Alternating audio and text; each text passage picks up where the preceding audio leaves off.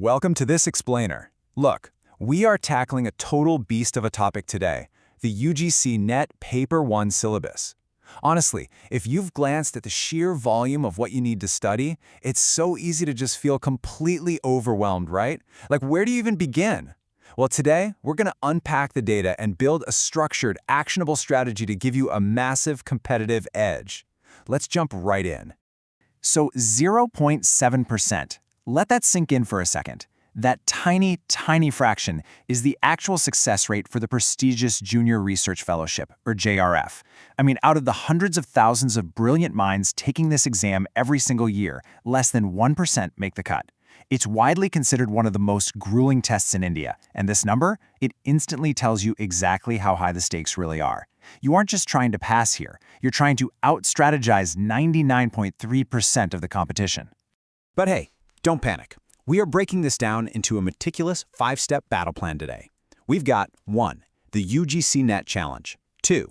Rules of the game. 3. Triage the syllabus. 4. Choose your preparation arsenal. And 5. Strategies for success. All right, starting off with Section 1, the UGC NET Challenge, and facing that 0.7% reality. Now, while that 0.7% for JRF and even the 6 to 7% success rate for assistant professor can totally trigger some major anxiety, remember this. A calculated strategy for Paper 1 is literally your ultimate safety net. Here's a massive trap so many dedicated students fall into. They are absolute experts in their course subject for Paper 2, but they completely ignore Paper 1 and fail to clear its minimum cutoff. And if that happens, it's an automatic disqualification. Your Paper 2 isn't even looked at. Your years of expertise won't save you. So we are prioritizing strategy over anxiety right now to make absolutely sure that never happens to you. Moving on to Section 2, Rules of the Game. Understanding the exam pattern is exactly how we build a rock-solid foundation. Okay, there is a crucial detail here that you absolutely must keep in mind. There is 0 negative marking. None. You get 50 multiple-choice questions for Paper 1, carrying 2 marks each, all happening inside a combined 3-hour window with your second paper. Because wrong answers don't deduct a single point, leaving a question blank is, well, it's a major strategic error. Attempt every single one. Even if you're not totally sure, intelligent guessing, eliminating the obvious wrong answers, is your best friend here. Now, to even stay in the race, you have to hit these absolute minimum qualifying baselines. We're talking 40% for general categories and 35% for reserved categories. Don't hit these marks, you're immediately out. But keep in mind, clearing this baseline just keeps you in the game, so your Paper 2 actually gets graded. To be in that elite top percentile for JRF, your target score needs to be way, way higher than the bare minimum. You should really be aiming to push past 70 or 80 marks in Paper 1 to secure your rank. Let's jump into Section 3, Triage the syllabus. Here, we are focusing heavily on return on investment, or ROI. Look, not all 10 units of the syllabus are created equal. Your study time is precious, right? So you need to focus intensely on high-priority units that offer the maximum return on your time invested. Teaching and research aptitude heavily test your conceptual clarity. And the beauty of this is, once you truly get the core concepts, you rarely forget them. Logical and mathematical reasoning, they heavily reward pattern recognition. Put in the daily practice, and finding the answers becomes almost automatic. Add in information and communication technology, or ICT, and mastering just these units often secures a massive 30 to 40 marks combined. This is absolutely where the bulk of your cognitive energy should go. Next up, we have the medium priority units. Think reading comprehension, communication, and data interpretation. These usually carry about 35 to 40 marks as well, but they are highly predictable and super mechanical. You don't need to sit and memorize endless pages of theory. They just require consistent, targeted practice to build up your speed. For example, with data interpretation, once you get comfortable quickly calculating basic percentages, averages, and ratios from tables, it's basically guaranteed points every single time you sit for a mock test. Finally, we hit the lower priority units. These are purely factual topics, like the higher education system, or people, development, and environment. Honestly, the nature of these questions is totally binary. You either know the answer or you don't. Please don't spend weeks studying thick books on this stuff. Instead, your strategy here should just be rote memorization of key facts, recent educational commissions, and major policies like the NEP 2020, UGC regulations, and global agreements like the UN Sustainable Development Goals. Just keep it brief and factual.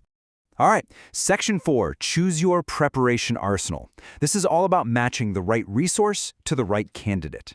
When it comes to books, there's sort of an ultimate matchup in the UGC NET space, and you need to make a strategic choice based on where you are in your journey. If you're a complete beginner starting from scratch, the guide by KVS Madan, published by Pearson, is fantastic. It gives you incredibly deep theory and a structured flow that's just perfect for building those foundational concepts from the ground up. But if you're a repeater, wanting to refine what you already know, or you just prefer much more direct, accessible language, Truman's offers exceptional, intense practice sets that will really sharpen those test-taking skills. You've really got to tailor your choice to your unique reality. First-timers absolutely need the comprehensive theory in books like Madan or Truman's. But if you're taking the exam again as a repeater, shift away from reading theory. Focus heavily on intense practice and previous year questions, using specialized resource banks like Arihunt. And what if you're a working professional with a demanding job, only squeezing in 2 to 3 hours a day to study? You have to be ruthless with your time. Stick strictly to a single book strategy and prioritize only those high-yield units we talked about. Oh, and for our Hindi medium aspirants, both Arihunt and Upkar Prakashan provide excellent, highly accurate translated guides, so you aren't at any disadvantage whatsoever. Also, keep in mind that some of the most powerful tools in your arsenal won't cost you a single rupee. The official NTA portal is an absolute must-visit for downloading the exact current syllabus. Then there's InflibNet, an incredible free digital library for downloading huge archives of actual previous year's exam questions. Plus, government-backed platforms like NCRT and SWIAM provide fantastic foundational video courses at zero cost. And if you're on a strict budget but still want a physical book to highlight, Upkar Prakashan offers a super solid comprehensive guide for under 500 rupees. That brings us to our final section, Section 5, Strategies for Success. Let's talk about execution and avoiding those major pitfalls. This 3-step execution strategy should basically become your daily blueprint. Think of it as a pro tip for studying smarter, not just longer. Step 1. When you take notes, force yourself to use active recall. Don't just passively drag a highlighter across a page. Literally, close the book and try to explain the concept out loud. Step 2 requires a quick revision of those exact notes within 1 week. This leverages a psychological principle called the spacing effect, and it rapidly cements that info right into your long-term memory. Finally, Step 3 is application. Immediately test that newly consolidated memory against actual NTA previous year's questions, just so you can see exactly how the examiners might try to trick you on that specific concept. Now you must avoid these fatal mistakes at all costs. First is the multiple books trap. You know when you buy 5 different massive guides because it feels super productive, but you end up finishing absolutely none of them? Don't do it. It'll completely destroy your progress through decision fatigue. Second is passive reading. Like we just mentioned, if you can't explain what you just read, you didn't really learn it, you just looked at it. And lastly, never ever ignore the latest book editions.